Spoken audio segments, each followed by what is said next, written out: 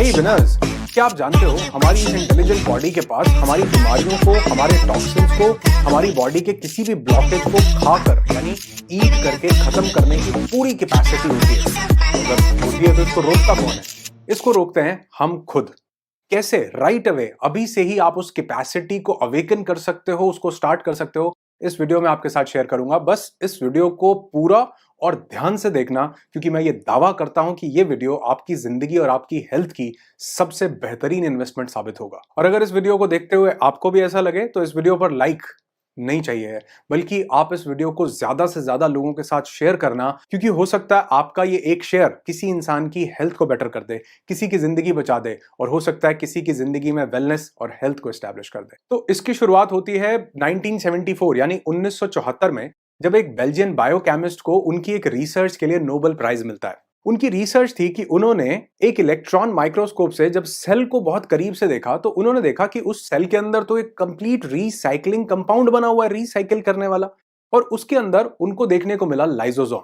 और लाइसोसोम के अंदर उनको 50 डिफरेंट डाइजेस्टिव एंजाइम्स मिले, यानी वो हमारे बिल्कुल समझो पेट की तरह है। जैसे पेट के अंदर खाना जाता है और वो पूरा खाना पचा लेता है, यही काम कर रहे थे वो लाइसोसोम के अंदर वो डाइजेस्टिव एंजाइम्स। तो उन्होंने देखा और वो हैरान रह गए कि वो डाइजेस्टिव एंजाइम्स जो हैं वो किसी भी चीज को खाने की कैपेसिटी रखते थे, रीसाइकिल करके उसको एक नए सेल में तब्दील करने की कैपेसिटी रखते थे। और क्या आप जानते हैं, यही अनडाइजेस्टेड फूड पार्टिकल्स, यानी जो सड़ा हुआ खाना हमारे अंदर हो सकता है 6 महीने पहले का भी कोई खाने का पार्टिकल हमारे अंदर पड़ा और टॉक्सिन के रूप में जमा हो, उसको खाने के लिए सक्षम है। ये हमारी बॉडी के फैट को खा करके उसको मेल्ट करने, यानी मोम की तरह पिघल जाएगा आपका बॉडी का फैट, अगर हमारे इन लाइसोसोम्स ने उसको खाना शुरू कर दिया तो। उसके बाद ये हमारी बॉडी के ब्लॉकेजेस, जहां जहां चाहे वो वेन्स हो चाहे हार्ट हो, कहीं पर भी ब्लॉकेज हो, ये उस ब्लॉकेज को खा सकते हैं। उन्होंने देखा कि इसके साथ, ब्लॉकेज के साथ साथ बॉडी में जितने भी टॉक्सिन्स हैं, उन टॉक्सिन्स को भी ये खाने की हमारी बॉडी पूरी कैपेसिटी रखती है। बॉडी के अंदर जितने बैक्टीरियाज हैं, बुरे बैक्टीरियाज, जितने वायरसेस हैं, उनको खाने की कैपेसिटी रखती है। वो सेल्स जो मर गए हैं, डेड सेल्स हैं, वो सेल्स जिन्होंने अपना प्रोटीन बनाना बंद कर दिया है, या वो सेल्स जो गलत प्रोटीन बना रहे हैं, उनको खाने की कैपेसिटी रखती है। इनफैक्ट इन्होंने देखा कि इसके पास इतनी कैपेसिटी है कि वो सेल्स जो अनवांटेडली म्यूटेट हो रहे हैं, जिनको हमारी बॉडी कंट्रोल नहीं कर पा रही है, जिसको कैंसर बोल दिया जाता है, ये उसको भी खाकर खत्म करने की पूरी कैपेसिटी रखते हैं। यानी बेसिकली हर वो बीमारी जिसको हम ला इलाज बोलते हैं, ला इलाज हम इसलिए बोलते हैं क्योंकि आज हमारी मेडिकल साइंस जो है वो अभी उसका इलाज खोज नहीं पाई है। आज से 10 साल पहले बहुत सी बीमारियां ला इलाज थी, अब उनका इलाज खोज लिया गया है। तो ला इलाज का मतलब ये नहीं है कि वो ठीक नहीं हो सकती। ला इलाज का मतलब है कि मेडिकल साइंस के पास अभी कुछ ऐसे केमिकल्स तैयार नहीं हुए जिससे उसको ठीक किया जा सके।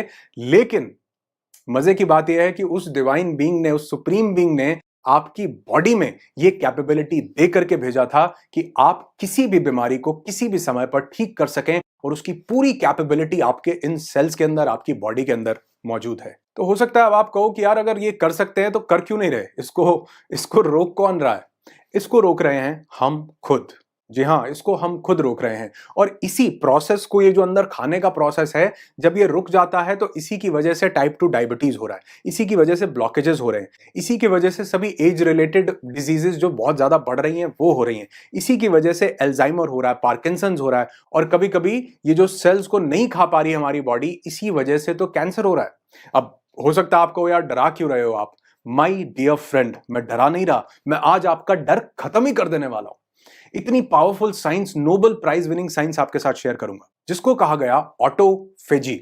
ऑटो का मतलब है सेल्फ और फेजी का मतलब है टू ईट, यानी एक ऐसी अवस्था जहां बॉडी सेल्फ को, खुद को ही ईट करना शुरू कर देती है। हम इसका सही तरीका सीखेंगे इस वीडियो में कि आपको इस ऑटोफेजी को अपनाना कैसे। लेकिन उससे पहले समझते हैं कि डॉक्टर योशिनोरी ओशुमी को, जो कि टोक्यो इंस्टीट्यूट ऑफ टेक्नोलॉजी में एक सेल बायोलॉजिस्ट हैं, 2016 में उनकी एक रिसर्च, जिसको मैं अभी ऑटोफेजी बता रहा हूं, इसके लिए उनको भी नोबेल प्राइज दिया गया। पर विडंबना यह है कि इसको हम खुद ही रोक रहे हैं। हमारी बॉडी चिल्ला चिल्ला के कई बार बोल रही होती है, कई सिम्टम्स दे रही होती है, मोटापे के रूप में बता रही होती है, स्ट्रेस एंजाइटी के रूप में बता रही होती है कि हमको ऑटोफेजी की जरूरत है। और अगर आपने इस वीडियो को पूरा देख के समझ लिया तो इस वीडियो के बाद से ही आप अपने आप को एक नई जिंदगी देना शुरू कर दोगे। पर मुद्दा तो यहां पर वही आता है ना कि हम इसको कैसे रोक रहे हैं। इस ऑटोफेजी को हम रोक देते हैं या इसको होने ही नहीं देते सिर्फ एक चीज से, और वो है खाना खाकर। जी हाँ। आप कहोगे यार खाना तो बड़ा ज़रूरी कंपाउंड है और हमको तो बचपन से ही बताया खाओ, खाओ, खाते जाओ और खाओ, सुबह उठ के खाओ, रात को खाओ। उसके लिए समझो जैसे एक व्हीकल है, एक गाड़ी है या कोई भी व्हीकल है, उसको चलने के लिए फ्यूल चाहिए होता है। उसी तरह हमारी बॉडी को चलने के लिए फ्यूल चाहिए और वो फ्यूल हमें मिलता है खाना खाने से। और क्या आप जानते हैं वो जो हमारे सेल्स हमारी बॉडी को ईट करेंगे वो क्यों करेंगे? उसको ईट करने का सिर्फ एक रीजन है कि हमारी बॉडी जैसे मैंने बताया फ्यूल पर चल रही है व्हीकल की तरह। अब वो फ्यूल उसको खाने से मिला तो जब उसको खाने से वो फ्यूल नहीं मिलता तो क्योंकि उसको लगातार ग्रो करते रहना है तो उसको वो फ्यूल मिलता है हमारे ही बॉडी के अंदर से। पहले वो हमारे बॉडी के फैट को खाती है, उसके बाद टॉक्सिन्स, उसके बाद ब्लॉकेजेस, उसके बाद वायरसेस, उसके बाद बैक्टीरियाज, उसके बाद वो डेड सेल्स ढूंढेगी, वो सेल्स जिन्होंने प्रोटीन बनाना बंद कर दिया उनको खाना शुरू करेगी। लेकिन आपको हो सकता है लगे कि यार 9 बजे मैंने खाना खाया, अब 9:30 बजे मेरा ऑटोफेजी स्टार्ट हो जाना चाहिए क्योंकि खाना खत्म हो गया अब मेरा। नहीं, आपका ऑटोफेजी स्टार्ट होगा जब आपके खाने का डाइजेशन खत्म हो जाएगा। अब ये चीज बहुत ध्यान से समझना कि हर एक खाने का अपना एक डाइजेशन का टाइम है जिसको मेटाबॉलिज्म से पूरा किया जाता है। सपोज हमने एक फ्रूट खाया, वो फ्रूट जब हमने खाया तो फ्रूट को डाइजेस्ट होने में आधे घंटे से लेकर के 1.5 घंटे तक का समय, एवरेज देखें तो 45 मिनट्स या 1 घंटे में वो डाइजेस्ट हो जाता है क्योंकि उसमें ज्यादातर पानी ही तो है जिसको डाइजेस्ट नहीं करना पड़ता। और फ्रूट के बाद अगर हम वेजिटेबल्स को देखें, रॉ वेजिटेबल्स को, तो उनको डाइजेस्ट करने में 2 से 3 घंटे का समय लगता है। उनको कुक कर दिया जाए, पका दिया जाए, तो उनको डाइजेस्ट करने में 3 से 5 घंटे का समय लगता है। और अगर हम ये अनाज खाते हैं जैसे चावल है, गेहूं है या हम रोटी सब्जी जो भी पका करके खाते हैं उसको डाइजेस्ट करने में कभी कभी 6 से 8 घंटे तक का समय लग जाता है हमारी बॉडी को। जो हम एनिमल प्रोटीन लेते हैं उसको डाइजेस्ट करने में कई बार 12 घंटे लग जाते हैं मैक्सिमम, और जो हम एनिमल मीट लेते हैं उसको डाइजेस्ट करने में 24 घंटे भी कई बार कम पड़ते हैं। तो अगर आपने कोई चीज ऐसी खाई है जिसको खाने के बाद 8 घंटे का टाइम लगता है डाइजेशन में, और आपने सुबह 9 बजे खाना खाया, उसके बाद फिर 1 बजे आपने खाना खाया, तो अभी तो पिछला डाइजेशन ही कंप्लीट नहीं हुआ था, पेट अभी काम कर रहा था, आपने ऊपर से और भेज दिया। रात को फिर शाम की चाय पीनी थी, शाम की चाय पीने के बाद रात को फिर 9 बज गए, 8 बज गए और फिर से हमको डिनर करना था। अभी पिछला प्रोसेस खत्म नहीं हुआ था और हमने रात को उसको वो दे दिया, इतना भयंकर एनिमल हैवी प्रोटीन दे दिया। कई बार हम नॉन वेजिटेरियन उसको दे देते हैं डाइट। तो वो कहां से, वो पूरी की बॉडी की पूरी एनर्जी जो है वो आपके खाने को डाइजेस्ट करने में ही लगी हुई है। तो यहां पर डॉक्टर योशिनोरी ने देखा कि कैसे हमारा ऑटोफेजी शुरू हो और कैसे वो जो फ्यूल हमारी बॉडी को खाने से मिल रहा है अब वो हमारी बॉडी के ही टॉक्सिन्स को खा करके पूरा करे। तो उसका सबसे पावरफुल तरीका जो है वो उन्होंने देखा, वो था फास्टिंग, यानी व्रत करना, जिसको उन्होंने बोला फ्यूल रिसाइकलिंग। यानी हमारी ही बॉडी के कुछ टॉक्सिन्स रिसाइकिल होके नए सेल्स में कन्वर्ट होते हैं। इसका एक पूरा प्रोसेस होता है।